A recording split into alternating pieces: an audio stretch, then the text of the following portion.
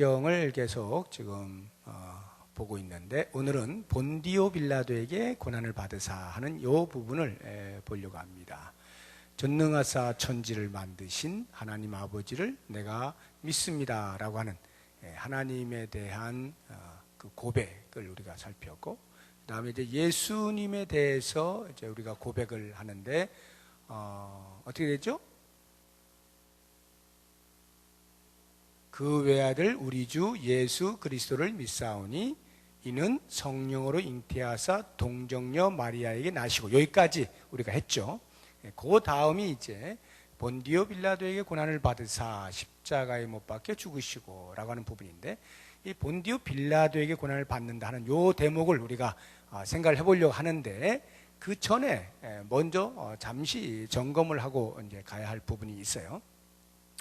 이 보시게 되면은 동정녀 마리아에게 나셨다라고 하는 탄생의 고백이 있죠.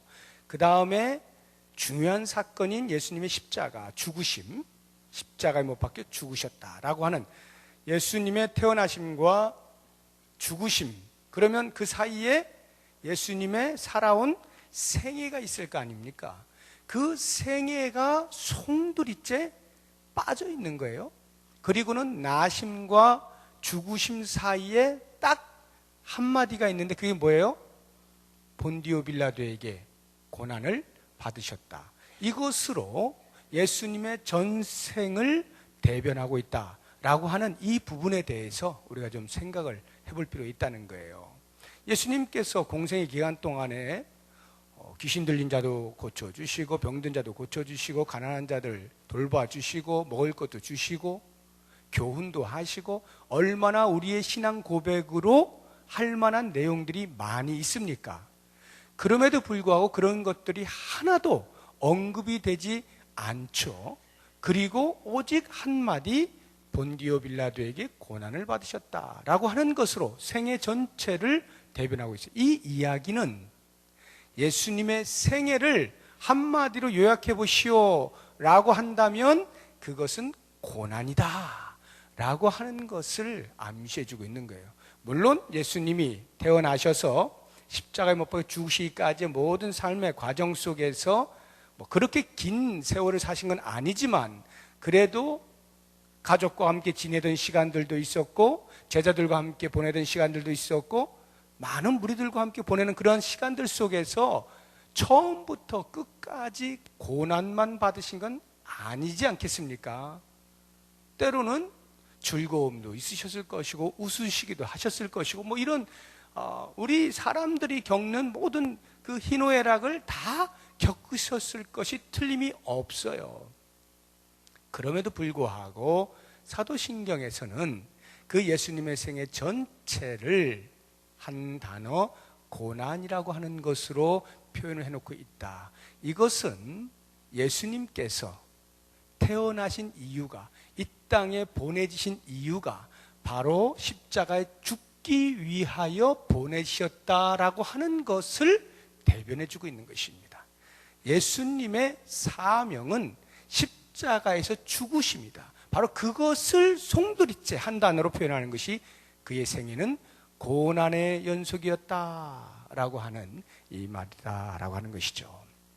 자, 그렇다고 한다면 이제 본격적으로 오늘 본디오 빌라도에게 고난을 받으셨다라고 하는 이 말, 예수님께서 고난을 받으셨죠. 특히 십자가에 못 박히시 직전 그 한 주간 동안은 대단한 이제 그 고난을 받으셨습니다.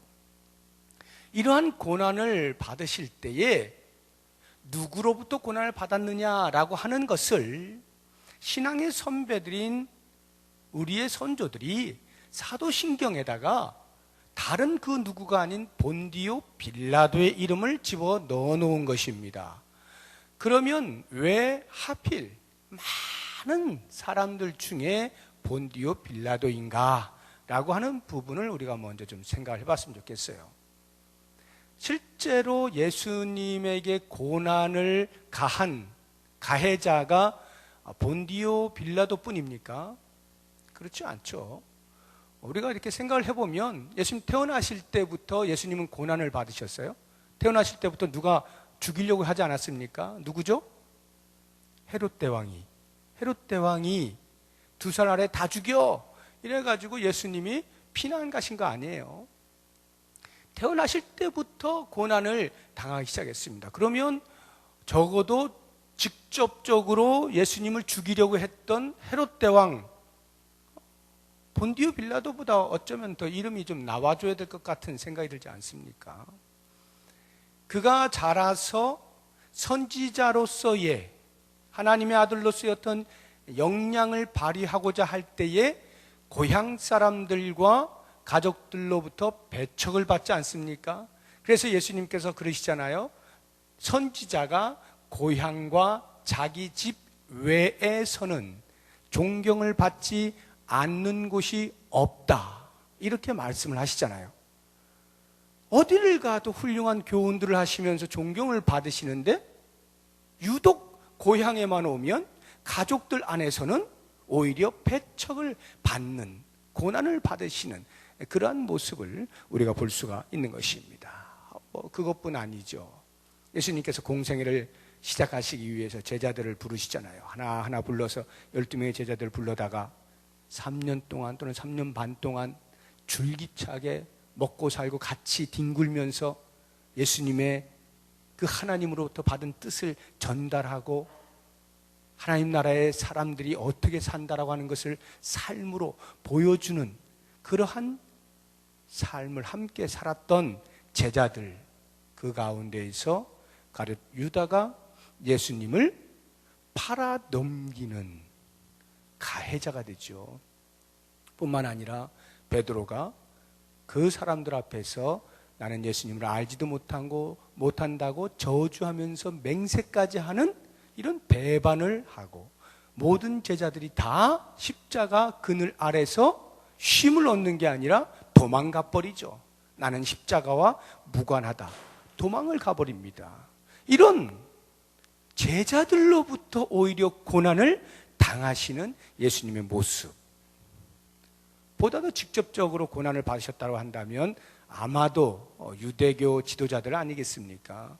사두개인들, 바리새인들, 서기관들, 율법사들, 유대교의 적어도 지도자라고 하는 사람들, 그들은 서로에 대하여서는 때로 의견이 맞지 아니하고 각각의 당파를 유지하곤 했지만 예수님을 죽이자고 하는 그 한 가지 목적에서는 동일한 마음을 품고 힘을 규합하잖아요.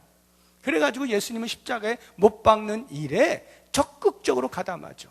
어떻게 해서든지 예수님을 못 살게 굴고, 예수님이 어떤 교훈을 하시면 그거는 하나님을 모독하는 소리라고, 성전을 모독하는 소리고, 모세를 모독하는 소리라고 이렇게 비난을 하고, 병을 고쳐주거나 귀신을 쫓아내면은 저거는 저거 귀신의 왕 바알세불의 힘을 입어가지고 하는 거야 하고 엉뚱하게 시비를 거는, 그래서 결국은 예수님을 십자가에 못 박기로 머리를 맞대고 음모를 꾸미는 이러한 유대교 지도자들이야말로 예수님을 고난에 빠뜨린 장본인들 아닙니까?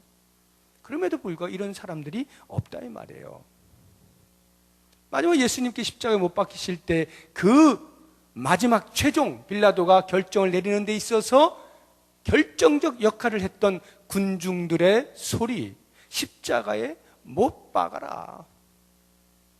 이러한 군중들이야말로 예수님을 고난으로 몰아간 장본인들이 아니냐. 지금 제가 열거한 이러한 사람들이 고난을 받으사라고 말씀하실 때 그 가해자들로서 충분히 명단에 오를 만한데, 어떻게 이런 사람들은 하나도 없고 다 빠지고 오직 본디오 빌라도만 있느냐 이 말이에요. 사도신경 안에 빌라도가 뭘 그렇게 잘못을 했길래 빌라도의 이름만 있는가? 솔직하게 우리가 빌라도를 점검해 보면요, 빌라도는 대단히 괜찮은 사람이었습니다. 지금 제가 열거한 이런 사람들하고는 질이 다른 사람이었어요. 그가 로마의 장교로서 그 유대를 다스리는 총독으로 부임받아 가지고 예수를 만나는데 보통 사람이 아닌 거예요. 만나는데 그냥 다리가 후들후들거릴 정도로 그 거룩함 앞에 압도되어지는 이러한 경험을 했던 것이 빌라도입니다.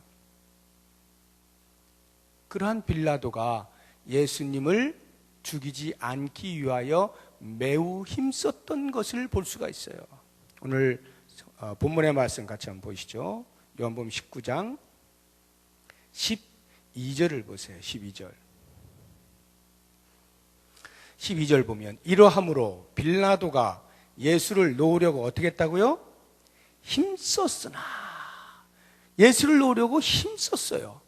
빌라도가 어떻게 힘썼을까요? 한번 생각해 보세요. 그 복음서에 나오는 빌라도의 행위들을 가만히 이렇게 추적을 해보면 가장 먼저 유대 지도자들이 고소를 했을 때에 빌라도가 가만 보니까 이거 별거 아닌 것 같거든요. 괜히 내가 이거 휘말릴 필요가 없을 것 같은 거예요. 그래서 어떻게 합니까? 헤롯에게로 보내잖아요. 헤롯아, 네가 좀 해결해라. 헤롯에게로 보냅니다. 그런데 헤롯이 다시 또 돌려보내죠. 그러니까 어떻게 해요? 빌라도가 머리를 쓰는 겁니다. 야, 어떻게 하면 석방을 시킬까? 하고는 그 당시에 살인죄를 지었던 바라바를 세워놓고 절기가 되면은 한 사람을 석방해주는, 사면해주는 그러한 제도에 따라 예수님과 바라바를 놓고 너희들 누구를 선택할래? 당연히 빌라도의 생각에는 설마 살인자 바라바를 놓아달라고 하진 않겠지 하고 예수님이 사면될 것으로 생각하고 그렇게 했는데 백성들이 웬걸요? 바라바를 놓으시오 이렇게 하게 되는 것이죠. 계속해서 빌라도는 노력을 하고 있는 것입니다. 그게 숲으로 돌아가니까 어떻게 해요? 그 다음에는 할 수 없이 군중들 앞에서 채찍으로 때려가지고 자, 내가 이만큼 때렸다. 봤지? 이렇게 많이 때렸다. 이 정도면 된 거 아니냐? 이제 그만 놔주자. 그런데도 연신 십자가에 못 박으라고 소리를 치죠. 결국 마지막으로 빌라도가 예수의 석방을 위해서 마지막으로 한 건 뭡니까? 세숫대야를 갖다 놓고 손을 씻는 거 아니에요.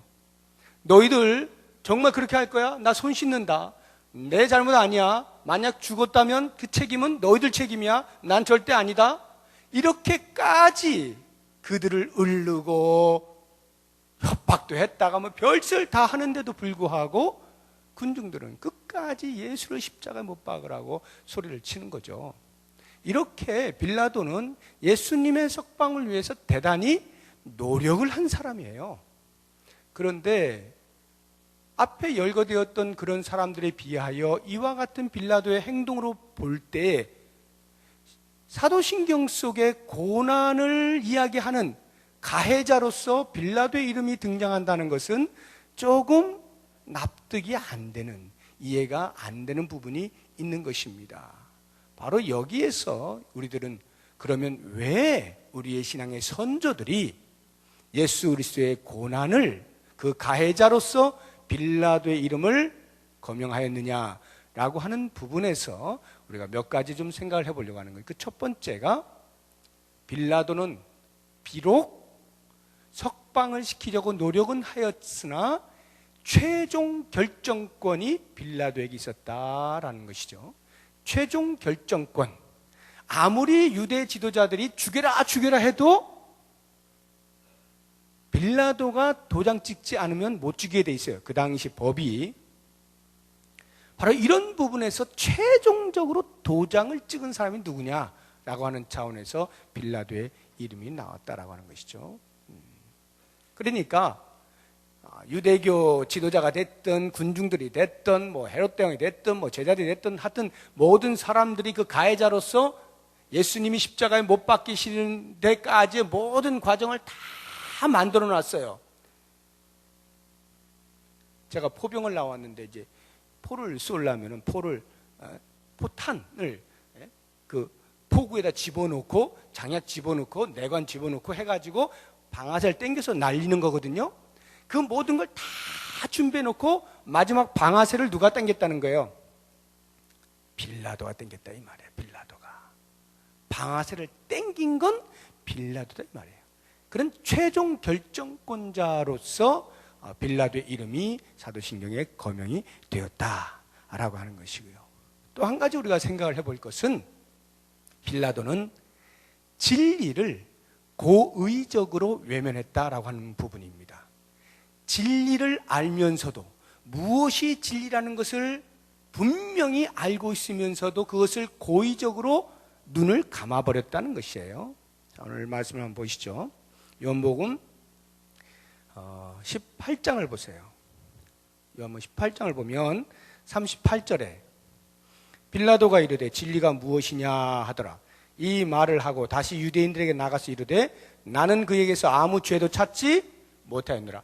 빌라도가 예수님하고 대화하는 가운데 진리를 느낀 겁니다. 야, 예수님은 정말 죄가 없는 사람이구나, 진리 속에 있는 사람이구나 라고 하는 것을 알았단 말이에요. 그래서 백성들에게 그 사람은 죄가 없다 이렇게 이야기를 하는 거예요. 19장 4절도 한번 보세요. 19장 4절. 빌라도가 다시 밖에 나가 말하되 보라, 이 사람을 데리고 너희에게 나오나니 이는 내가 그에게서 아무 죄도 찾지 못한 것을 너희로 알게 하려 함이로다. 6절도 보세요. 대제사장들과 아랫사람들이 예수를 보고 소리질러 이르되 십자가에 못 박아서서 십자가에 못 박아서 사는지라. 빌라도가 이르되 너희가 친히 데려다가 십자가에 못 박아 나는 그에게서 죄를 찾지 못했노라. 벌써 3번씩이나 반복하면서 그가 얼마만큼 예수에게서 죄를 찾지 못하였는가에 대한 확신을 우리에게 보여주고 있지 않습니까? 이런 진리를 고의적으로 외면했다라고 하는 것이죠. 반대로 이야기하면 진리의 근거에, 사실에 근거하여 법 집행을 하지 않은 집행관이다 이 말이에요. 이런 차원에서 빌라도의 이름이 거명이 되는 것이고, 한 가지를 더 생각을 해본다면 자신의 지위에 대한 보장을 위하여 타협의 손길을 펼친 것이다 라는 겁니다. 자신의 지위의 보장, 안위를 위하여 타협했다라고 하는 것이에요.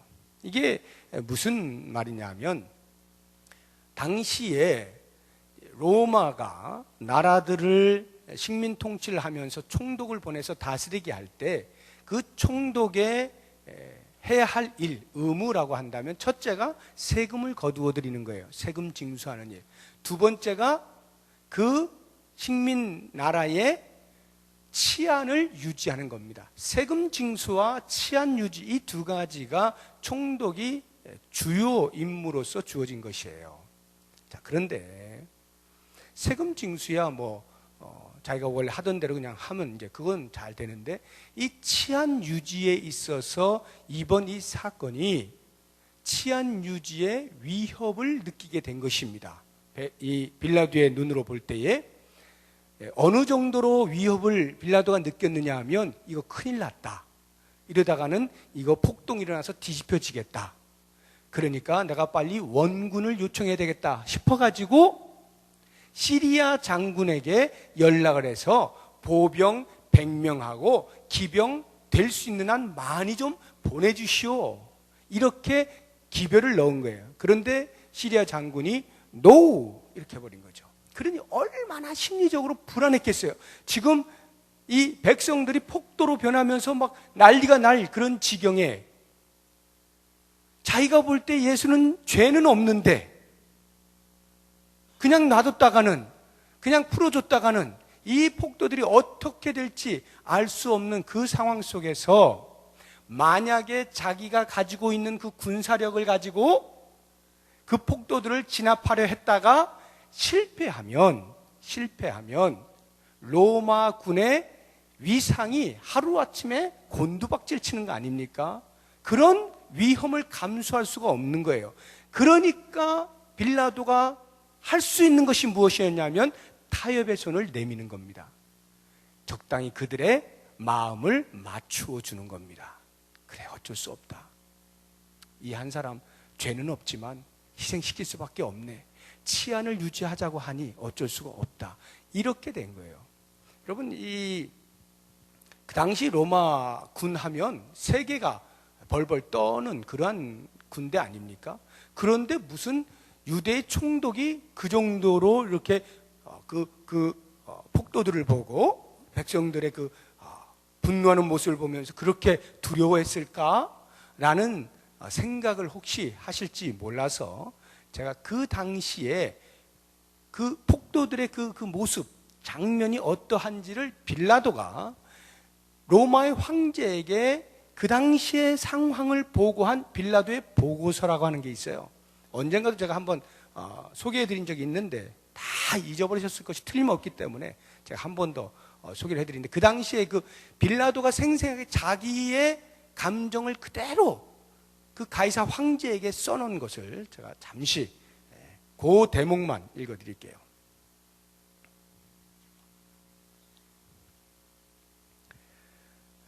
다 생략하고 이제 얼마만큼 빌라도가 두려워했을까, 백성들에 대해서 이 부분을. 여전히 그들은 그를 십자가에 못 박으소서, 그를 십자가에 못 박으소서라고 소리 질렀습니다. 저는 그들의 마음을 충족시켜줄 생각에서 예수를 채찍질하라고 명령하였습니다. 그러나 그것은 군중의 분노를 증가시켰을 뿐이었습니다. 저는 대야를 가져오라고 하여 소란스러운 군중 앞에서 제 손을 씻음으로써 나사렛 예수를 죽음에 내어주는 데 대해서는 아무런 책임도 없다는 것을 보여주었습니다만 그것도 허사였습니다. 이 철면피 같은 군중들이 갈구하는 것은 바로 예수의 생명이었던 것입니다. 저는 가끔 시민폭동에서 성난 군중을 목격하여 왔으나 이번처럼 격렬한 폭동은 본 적이 없었습니다. 마치 지옥의 모든 유령들이 예루살렘으로 모여든 것과 같았다라고 밖에는 표현할 수가 없었습니다. 군중들은 걸어다닌다기보다는 갑자기 땅에서 불쑥불쑥 솟아나는 것 같았으며 총독청사의 입구에서부터 시온산까지 이른 군중들은 넘실거리는 파도를 따라 움직이는 소용돌이처럼 보였고, 판노니아의 회소의 소동이나 폭동에서도 결코 들어볼 수 없는 가지가지의 회개한 소리를 지르며 해괴한 소리를 지르며 모여 들었습니다. 이것이 지금 빌라도가 로마 황제에게 보고서로 작성하여 올린 내용이거든요. 여러분, 이게 무슨 문학 작품도 아니고 그 당시에 그 상황을 쓰는 데 있어, 보고하는 데 있어서 이렇게까지 자세하고 그 감정의 어떤 그 굴곡을 써놓는, 이게 얼마만큼 빌라도가 불안했으면 보고서에다가 이렇게 작성을 했겠어요. 보통 보고서라고 하면 적당히 읽어서 이해될 만큼 정도 이렇게 하는 거지, 이런 감정의 표현들을 이렇게 구체적으로 표현해 쓰는 이런 보고서가 어딨냐고요. 이 말은 뒤집어 보면 빌라도가 그 당시 그만큼 감정적으로 대단히 유약해졌었다라고 하는 것을 알 수가 있는 겁니다. 그 성난 폭도들 앞에서 자칫하면 나 죽겠구나 싶은 이러한 위기감을 느꼈다는 거죠. 그러니까 바로 그 순간에 자신의 지위가 보장되기 위해서는 그들의 욕구를 충족시켜줘야 된다라고 하는 타협의 손을 내밀었기 때문에 이와 같은 행위들이 사도신경 속에서 본디오 빌라도의 이름을 거명할 수밖에 없게 된 것이다 라는 거예요. 자, 이러한 이제 제가 세 가지 이유들을 말씀을 드렸는데, 제가 한 걸음 더 가서 그와 같은 것들은 우리가 보편적으로 역사 속에서 발견할 수 있는, 찾아볼 수 있는 그런 이유들이고요. 좀 더 우리가 깊이 있게 왜 빌라도의 이름이 거명되었을까라고 하는 것을 두 가지로 좀 생각을 해보려고 하는데, 그 첫 번째가 뭐냐면 빌라도의 이름을 거명함으로써 우리의 신앙의 선조들은 이 사도신경을 역사 속에다가 묶어두는 거예요. 역사와 함께 고정시키는 겁니다. 이게 무슨 말이냐 하면, 여기에 등장하는 모든 사람들이 다 역사적 인물 아닙니까? 다 역사적 인물이에요. 헤로드 왕도 역사적 인물이고 다 역사적 인물이에요. 그런데 그 가운데서도 특히 빌라도라고 하는 이름을 걸어 놓음으로써 당시를 호령하던 로마의 유대를 다스렸던 총독 빌라도, 역사 속에서 지울 수 없는 이름입니다. 당당하게 이름이 거명될 수밖에 없는 그 이름을 걸어서 예수 그리스도의 고난받으심과 그로 말미암아 십자가에 죽으신 사건은 역사적 사건이다 라고 하는 것을 우리의 신앙의 선조들이 우리의 후손들의 입을 통하여 계속하여 고백되어질 신앙 고백 사도신경 속에다가 심어 놓았단 말이에요. 잊지 말라는 거예요. 그리스도의 십자가의 죽으심은 전설의 이야기가 아니라는 거예요. 우리의 역사 속에서 선명하게 일어났던 사실이다 라고 하는 것을 분명히 하기 위해서 그 역사의 선명한 인물 본디오 빌라도의 이름을 걸어 놓았다라고 하는 것이죠. 그리고 또 한 가지를 우리가 생각해 본다면 이것이야말로 이제 우리가 깊이 묵상을 해봐야 되는 것인데, 빌라도의 이름을 걸어 놓음으로써 정작 우리의 신앙의 선조들이 원했던 것은 아마 자기들도 그랬을 거예요. 그 본디오 빌라도에게 고난을 받으사라고 하는 그 신앙의 고백 속에서 역사를 잊지 말자라고 하는 것도 있지만, 또 다른 한 가지, 그 본디오 빌라도는 바로 나다 라고 하는 이 부분, 본디오 빌라도는 나다, 예수 그리스도가 다른 사람 아닌 우리에 의해서 고난을 받으셔서 십자가에 못 박혀 죽으셨다 라고 하는 이 부분을 고백하고 있는 것이 아니냐라고 하는 거예요. 저는 이것에 대해서 가장 크게 깨닫고 모든 사람들에게 알리고자 노력했던 한 사람을 여러분들이 소개하려고 해요. 대단한 신학자이어야 할 것 같은데 사실은 그렇지 않고 전혀 엉뚱한 영화 배우 겸 제작자인 멜 깁슨이라고 하는 사람입니다. 이 멜 깁슨, 여러분 뭐 잘 아시죠? 그 멜 깁슨이 2004년도에 패션 오브 크라이스트라고 하는 영화를 제작해서 개봉하지 않았습니까? 여러분도 아마 다 보셨을 겁니다. 패션 오브 크라이스트. 예수님께서 고난당하셨던 그 한 주간을, 특히 그 가운데서도 십자가에 못 박기 직전에 12시간을 집중 조명하여서 보여주었던, 장장 2시간이 넘는 그 영화, 거기에서요 멜 깁슨이요 아주 독특한 생각을 하게 되는데, 그게 뭐냐면 그가 돈을 대서 제작을 하면서 직접 감독을 했거든요. 그러면서 영화에 출연도 했습니다. 그런데 멜 깁슨이면은 보통 주연이잖아요. 주연. 그러니까 그 예수님의 그 주연급으로 출연한 게 아니라 멜 깁슨은 얼굴 한 번 안 나옵니다. 거기에서 얼굴 한 번도 안 나와요. 딱 한 장면이 나와요. 주먹 쥐고 있는 거. 주먹 쥐고 있는 이 딱 한 장, 요 주먹이 멜 깁슨 주먹이거든요. 근데 요게 무슨 주먹이냐 하면, 예수님이 이제 십자가에 못 박혀 죽으실 때에 로마 병정들이 십자가에 못을 박습니다. 못을 박는데 예수님의 손을 놓고, 자, 못은 이렇게 박는 거야 하고 멜 깁슨이 모범을 보여주는 거예요.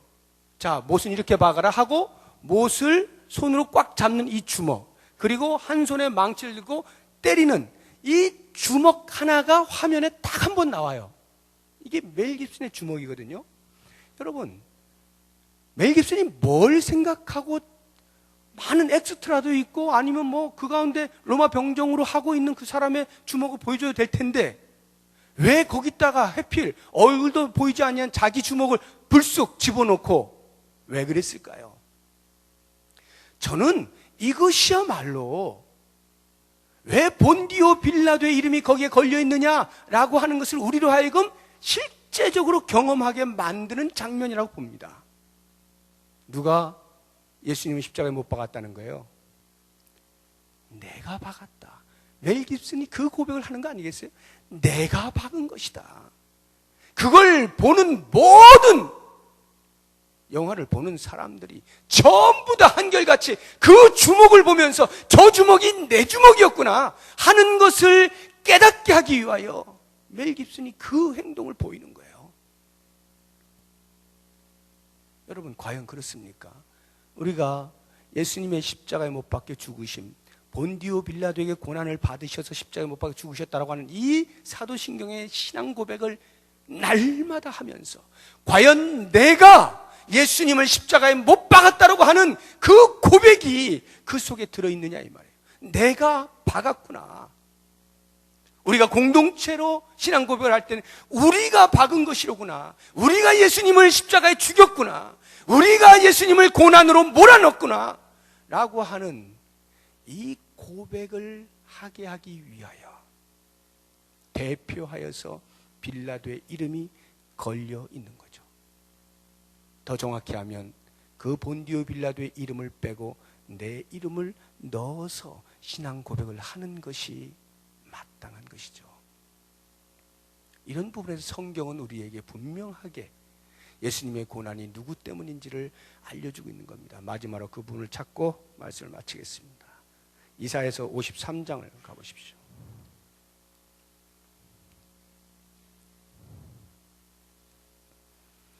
이사야서 53장.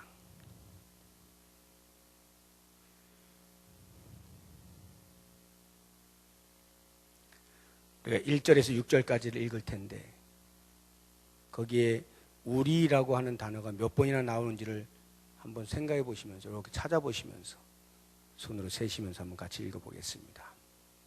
자, 같이 읽습니다. 우리가 전한 것을 누가 믿었느냐? 여호와의 발이 누구에게 나타났느냐?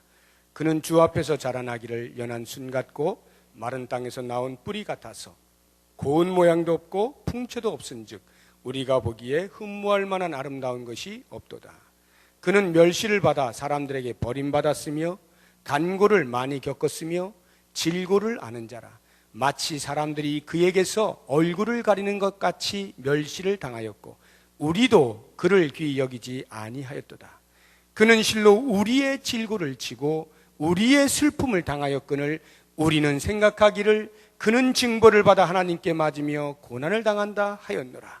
그가 찔림은 우리의 허물 때문이요 그가 상함은 우리의 죄악 때문이라. 그가 징계를 받음으로 우리는 평화를 누리고 그가 채찍에 맞음으로 우리는 나음을 받았도다.